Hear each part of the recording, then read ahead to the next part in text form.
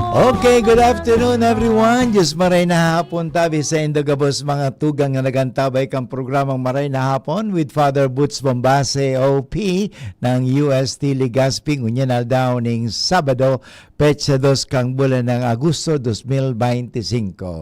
Medyo na late po kita, kadikita ang satuyang mga tugang na taganaga. Iko sila programang University of Nueva Cáceres. Okay? Speaking of mga university po, ang sa indong lingkod po, yaon din sa University of Santo Tomas Legazpi na ngunyan nga ni medyo abalang-abal din po ako bilang direktor ng campus ministry at the same time chaplain ng University of Santo Tomas Legazpi kasi po sa Lunes, petsa 4 kang bulan ning Agosto, yan na po ang ralaugan. Ayan, ano? Sisang interviewan ko sa diri ko. Yeah, kasi anyway, sana dapat ma-interview ko dapat so mga taga UST man kasi aro ketong taga UNC na interview ninda, so promotion. But ayun, si Father Butz mga tugang, if you follow paduman kamo sa kuyang Facebook, duman sa Father Butz and his friends, sa Facebook po yan, Facebook page ko po yan, mga tugang. Everyday nag po ako ng promotional video ng UST. Aro ganing ngunyan, ito nga ni mga tugang, nagkaigaw kami ng fumigation, at nagpapasalamat din po kami dyan sa Department of Health ng Legazpi City Health Office, sapagkat dumampo sa Peñaranda Campus, yan po yan sa UST sa San Rafael, at doon sa Rawis Campus ng University of Santo Tomas Legazpi, nagkaigwa fumigation. Yan. Medyo di na maapayata ako. Nauubo-ubo pa ako. Kasi parang maiwasan po ang dengue. Parang maiwasan ang anumang sakit. Kaya nga paghahanda. Alam mo, handa na ba kayo? Mga estudyante, Legazpeñong Tomasino? O kung hindi man, yung mga mag-aaral ngayon, handa na ba kayo pumasok sa Saturday? Sa Monday, August 4, Anyway, makatugang, gusto ko lang ipaalam sa inyo na sa August 4, ang UST Legazpi po, ang samuyang Mass of the Holy Spirit for new students and transferees. Alas 8 po ng umaga yan, gagawin po yan doon sa air condition po. Air condition po ang amin dyan Air condition ang samuyang Equidome, okay? Aquinas, Aquinas, because Santo Tomas Aquinas po yan, Aquinas Dome, air condition po yan, So, at doon Mass of the Holy Spirit na papangunahan ng ating President and Rector and President na walang iba kundi si Father Edwin A. Lau, OP, at to be celebrated by the Dominican priest, at gusto ko pong batiin din po ang mga kapatid ko mga Dominikano dito sa Legazpi na pinangungunahan din ng aming prior, ang ibig sabihin prior superior na walang iba kundi si Father Ernesto M. Arceo, OP, at ang assistant o subprior ang tawag namin ay walang iba kundi si Father Joseph Rakid, OP, Bicolano din po yun. Pagkatapos, siyempre, si Father Edwin Lau, member po ng community namin, pero siya po ang Rector and President. At ang sumunod po dyan, siyempre, according to EDSA, si Father Butz Bombase, OP, Director ng campus ministry, at the same time chaplain ng University of Santo Tomas Legazpi. And then Vice President for Religious Affairs, walang iba kundi si Father Roberto Castellano, OP. Yung Vice President naman sa Administration and Finance, walang iba kundi si Father Junel Pedroso, OP. At maabot nito haling Indonesia, si Father Sid Chong, OP. Siya po ang director ng Media Alumni Public Affairs, MAPA. So yun po ang mga kasama namin dyan sa UST na mga padi, St. Raymond of Peñafort. So kung celebrated po kami diyan sa misang yan sa August 4, alas 8, at yun po, yun sa mga newcomers. Ang gagawin po diyan ay meron kaming ritual na ginagawa, So sa UST po alas 8 sa misa, gagawin din po namin ang tinatawag na Mass of the Holy Spirit. Pagkatapos ng Mass of the Holy Spirit, may bunyag tumasino po kami diyan. Yun, bunyag. So bubunyagan. Dati po, hindi man sa pagmamalaki, last year po, nag-viral po ako sa bunyag tumasino ang iyong lingkod. Ginamit po kasi namin yung bombero. Sabi nga, bombero ng Diyos. BFP, Bureau of Fatherly Protection. Magayon ba, sabi, BFP, Bureau of Fatherly Protection. Umabot ng ilang shares yun, mga 80,000 shares yun. Saka 80 o 90 90 views po yun na thousands So anyway, nagpapasalamat po ako kasi talagang nag-viral nga yung aming bunyag tumasino. So nalaman pala nila, ay may bunyag pala diyan, burunyagan. O yun, pero ngayon hindi na namin gagamitin ang bombero. So, kami iikot, bibindisyonan po namin sila ng holy water pagkatapos ng misa at isusuot nila yung bagong damit. Kasi sa binyag baga may damit, damit na yellow, tumasino. Yan. Pagkatapos bibigyan sila ng rosaryo, istampita, tapos ito na pagkatapos ng Mass of the Holy Spirit, magkakaroon ng bunyag. Pagkatapos ng bunyag, lalabas sila sa dome, air-conditioned na dome namin sa UST po, ang tawag EQ Dome, at sila ay magkakaroon ng parade, Pupunta po sila doon sa ground ng UST sa harap mismo at doon po dadaan sila sa arko. Dadaan sila sa arko kung saan doon sa pag-arkong 'yon, mga kaibigan, pupunta sila doon sa bagong Tiger, UST Tiger, ay nasabi ko na pala. Pero hindi pa yun nahiling kasi nababalot pa po yung UST Tiger. Nandoon, sa po yan, bubuksan sa August 4 po yan. Kaya kung gusto niyo pumunta sa UST Legazpi, magpa-picture doon, magpaalam lang po kayo kay Father. Sige, picture lang naman, di ba? Para ma-promote po natin yan. So yun po. At then, sa August 5, Mass of the Holy Spirit po yan ng mga old students. Kaya sa August 4, yung mga old students, hindi po sila papasok. At papasok lang po dyan yung mga talagang kailangan, lalo na yung mga student leaders, sapagkat kasama talaga sila sa pag-welcome sa mga new students and transferees o new comers ng magiging Legazpeñong Tomasino. Siyempre, nandun palagi sa Facebook ni Father Butch yan. Kaya kung kamo po, ito po ang tawag nito, page. Ano tawag niyan, yung Facebook tawag niyan? Ito baga hanapin daw sa Father Butch OP and Friends, sa ko yan, Facebook fan page po yan. Father Butch OP and Friends. Punta niyo, i-follow po nandito, parang medyo kadakol kitang mapaugma at mabibless kamo ni Father Butch sa Father Butch OP and Friends, i-follow, pagkatapos i-like, i-share ang mga ating ginagawa sa kumustahan. Yan mga katugang, magayon talaga iyan. So anyway mga tugang, padagos kita sa paghatod sa Indoning Maray na Ibarreta. Siyempre. Anyway, babalik si Padre Bus pagkatapos ng mga pag-inomda. Sa pagbabalik ko, ihanda ta sa tuwing mga saderi para sa aga. Sa aga po mga tugang ay 18 Sunday in ordinary time at magayon siguro na paghandaan ta ang sa tuyang pagsasa Diyos, magsimba sa aga. Anyway, mag-break muna tayo. Ang oras tabi ko niyan 38 minutes after 1 o'clock. An oras hatod sa Indokang. Plemex for Kids.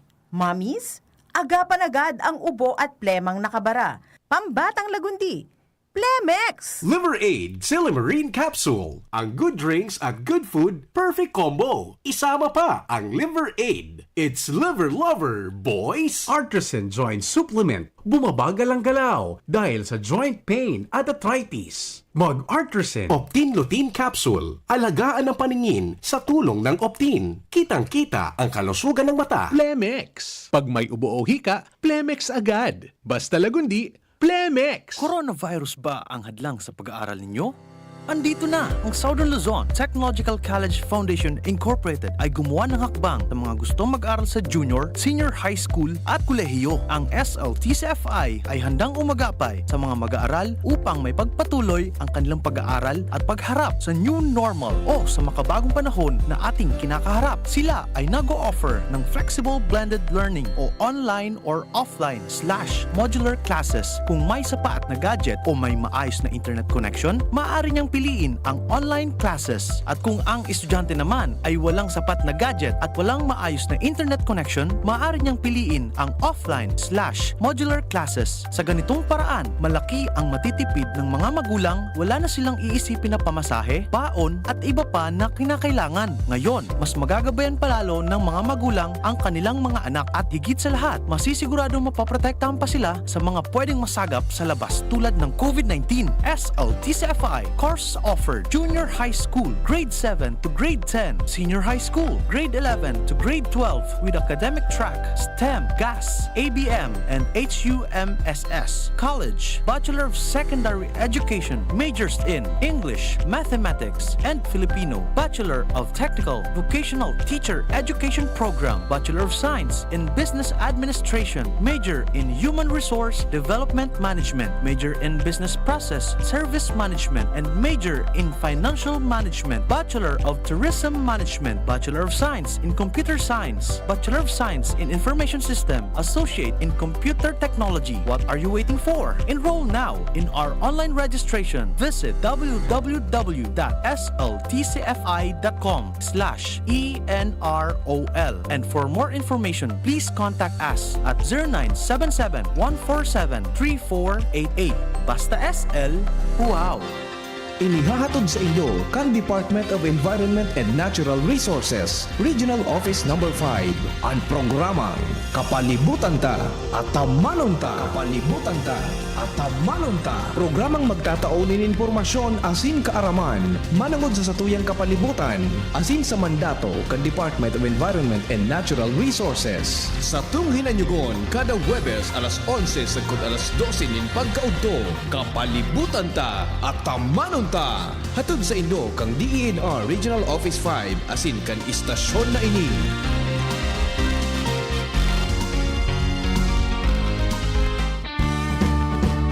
Kasama natin ang Diyos. Okay mga tugang, balik po kita kilalay sa programang Maray na Hapon with Father Boots Bombase OP ngunyan na daw ning Sabado, petsa 2 kang bulan ning Agosto 2025. Ay gusto ko lang sabi nga ni ipagirumdum giraray, ini yung sinasabi, how do we treat our church and how we treat our work. Kasi ganito yan pagdating sa trabaho, we try our best not to be late for work. Bakit minsan pag abot sa simbahan, we don't mind being late for the church. Kaya sa aga, pag nagsimba tabi kita, wag na kayo magpapalate. Kung ang misa alas 7, siguro 15 minutes or 10 minutes before the mass, pumunta na po kayo. So sa trabaho, but we never miss work for the church, We miss church because we say we are tired from work. Sabi nga, bakit? Pagod na ako pa. Hindi ako makakapagsimba sa aga. Pagpagal na ako. Singa mo, how we treat our church. We spend 2 hours a week in church and complain if the service is too long.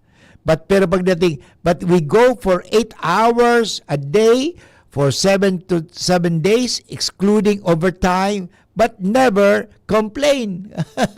Yung baga sa trabaho. Sa simbahan naman, when we are confronted for our mistakes in church, we quickly transfer to another church. Yan din sa trabaho. But when we are confronted for our mistakes at work, we apologize and promise to do better. O sana sa simbahan, ganun din. When we are called to be church other than on Sunday, we make excuses that we are busy. Okay? Pero tingnan mo sa trabaho. But when we are called to work on a Sunday, we miss church and give excuses that we have to work. Yan.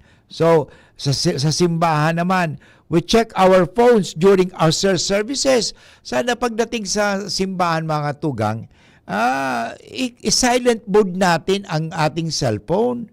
Ano? Hindi yung habang nagsisermon si Paddy, ikaw ang ginigibo mo, nagpe-Facebook, naglalaro pa, pagkatapos nagme-messenger, kasi kaulay-ulay mo. Kung kaulayan ka ni Lord, mamaya sa gospel, maganda po yun eh.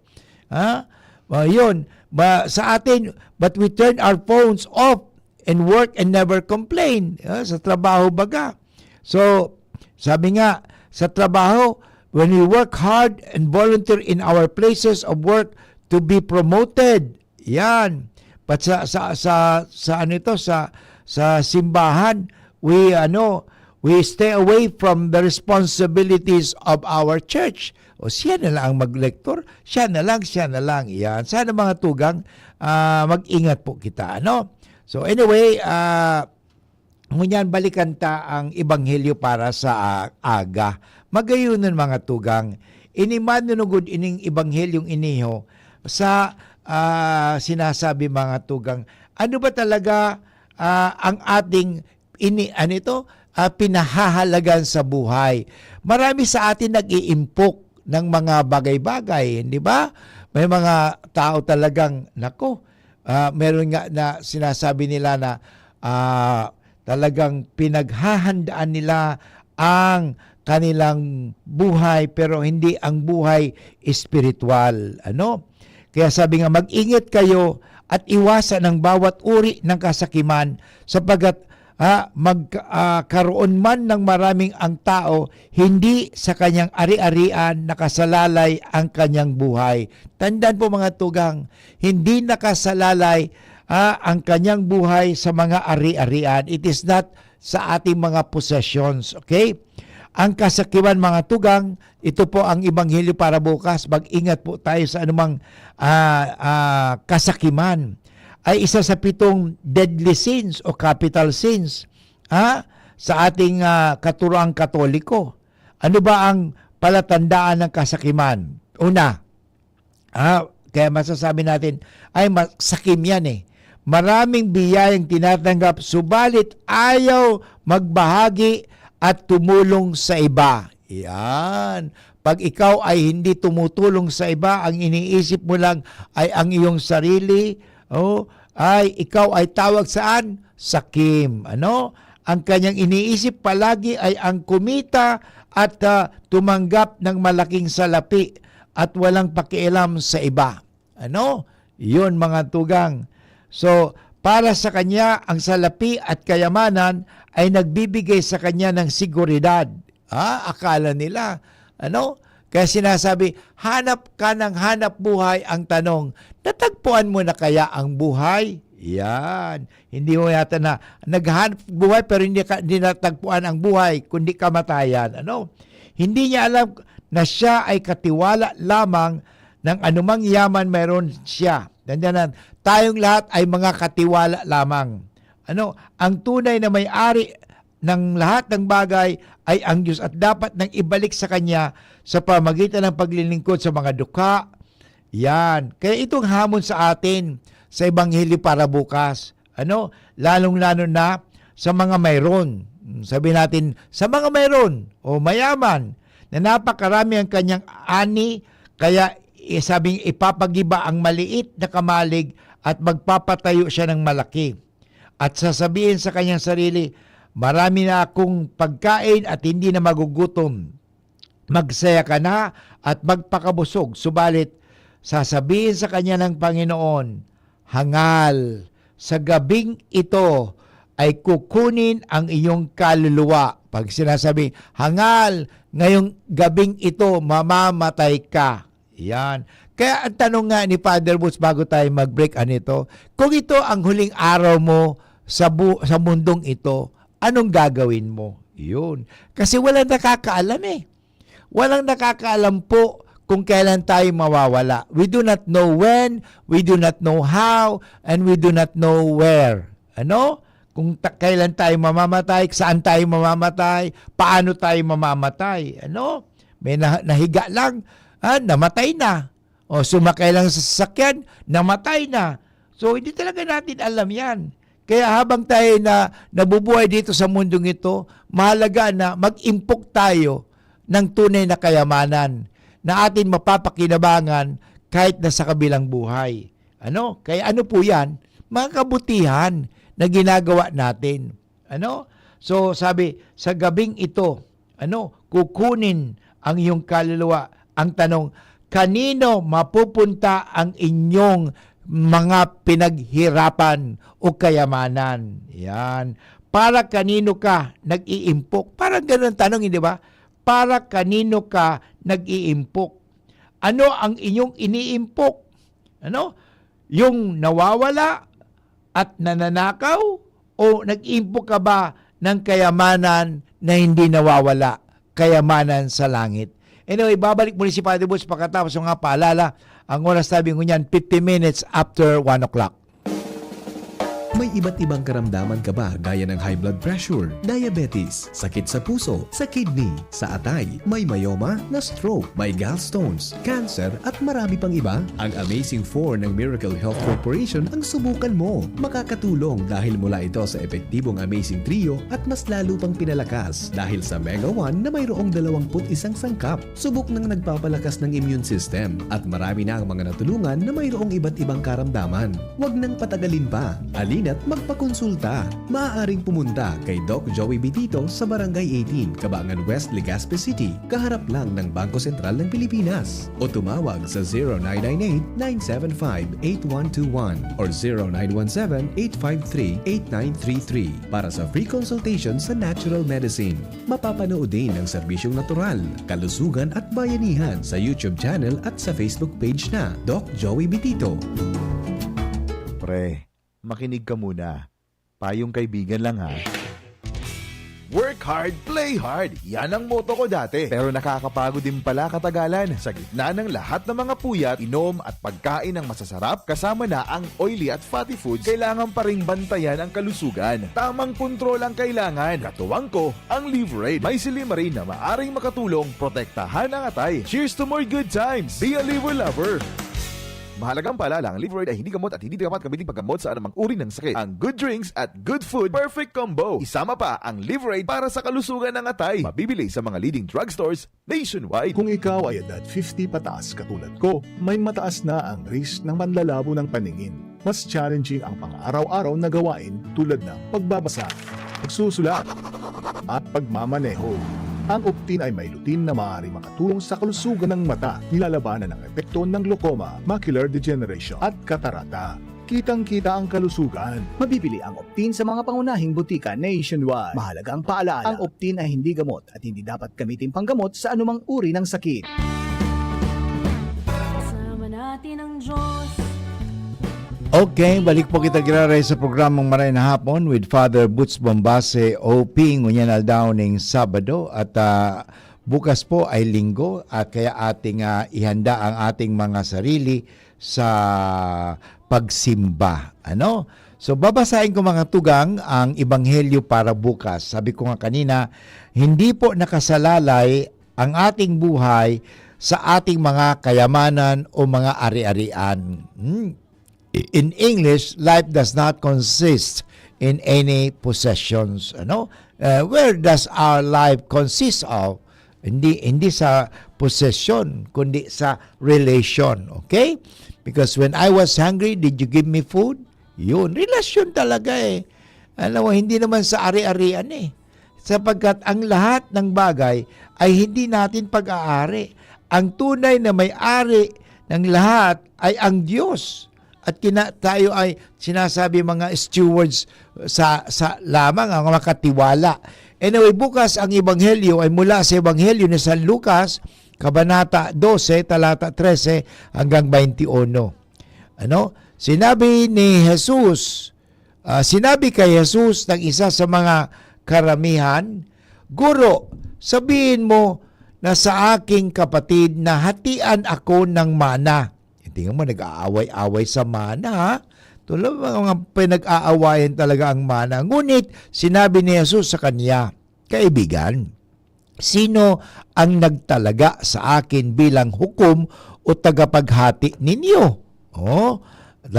At sinabi niya sa mga tao, Mag-ingat kayo at iwasan ang bawat uri ng kasakiman sapagkat magkaroon man ng marami ang tao, hindi sa kanya ang ari-arian nakasalalay ang kanyang buhay.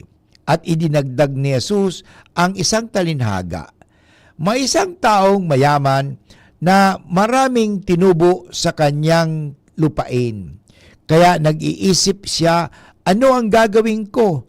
Kaya man lang ako mapagtipunan ng aking ani. At sinabi niya, ito ang gagawin ko. Gigibain ko ang aking mga bodega at magtatayo akong mas malaki. Doon ko titipunin ang lahat kong mga trigo at mga iba pa. At masasabi ko na sa aking sarili, Kaibigan, marami kang ari-arian nakalaan para sa maraming taon. Magpahinga ka, kumain, uminom at magsaya. Yun yung mga sabi, eat, be merry, for tomorrow after all you die. Ngunit sinabi sa kanya ni Jesus, Anang Diyos, hangal, sa gabing ito babawiin sa iyo ang iyong buhay. Mapapakanino na ang iyong inihanda. Gayun din ang masasabi sa sino mang nag-iimpok ng yaman para sa kanyang sarili at walang tinubo para sa Diyos.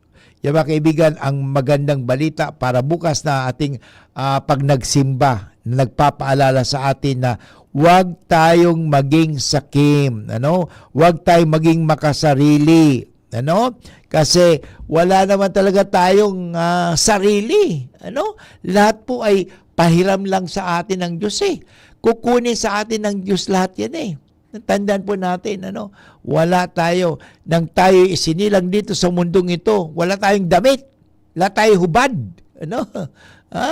Kahit na nga tayo ililibing, magandang kabaong, nakadamit ng pero sa mata ng Diyos, hubad tayo lahat, Kaya nga, huwag tayo magyayabang-yabang, Sabi, hindi, tandaan po natin, wala tayo, lahat po ay, sabi nga, ay pag-aari ng Diyos.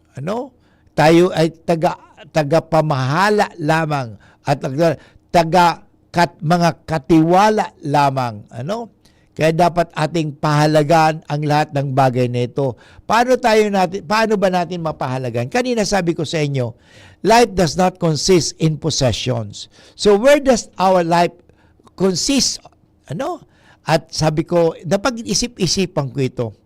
Ang nakasalalay ang ating buhay hindi sa ating mga ari-arian. In English, may kasing rhyme yun, may tugma. Hindi po sa possession, but sa relation. Katandaan nindo. Di ba pag tayo ay haharap na sa huli sa Panginoon, sa last judgment sa Matthew 25, ano sabi baga doon? When I was hungry, did you give me food?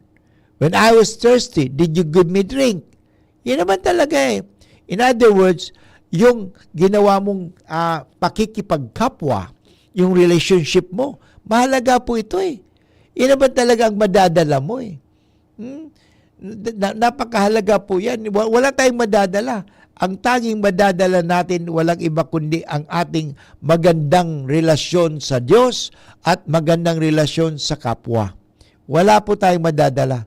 Naalala ko nga yung kwento May isang napakayaman na tao.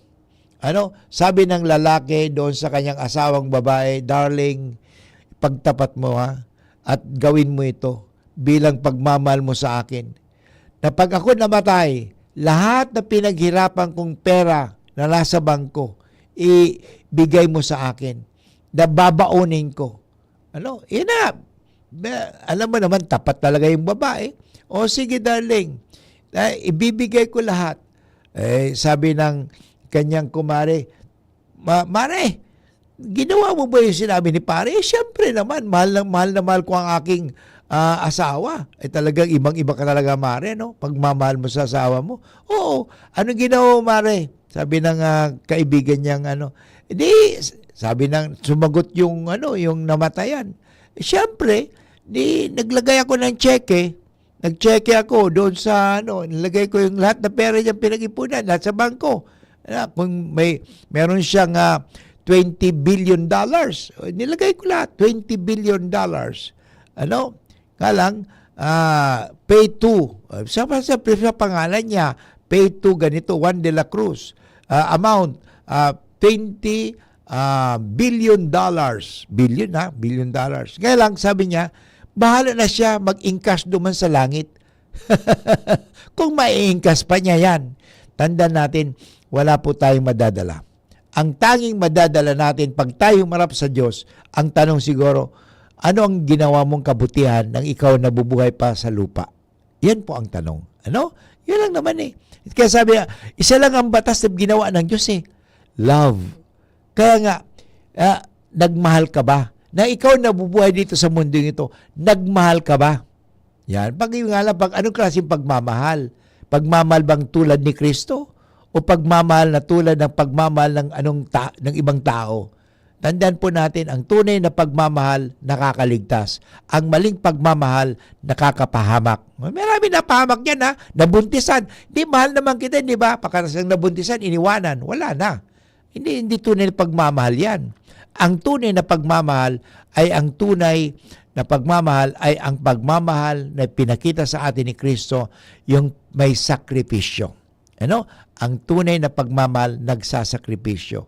Anyway, inabot tayo ng oras ng pamamaaram. Sana po tayo ay nakapagbigay ng informasyon at inspirasyon. Ito po, ginagawa si Father Boots. Nagpapasalamat po ako sa Satuyan Technical na walang iba kundi si Nims Flora at saka si Jerome Martinez sa ating IT. Sa Giraray, ito po si Father Boots Bombase OP ng UST Legazpi. Nagsasabing good afternoon at magkita-kita by the way tayo yung mga Legazpino Tomasino sa August 4 sa pasukan. Bye-bye. God bless.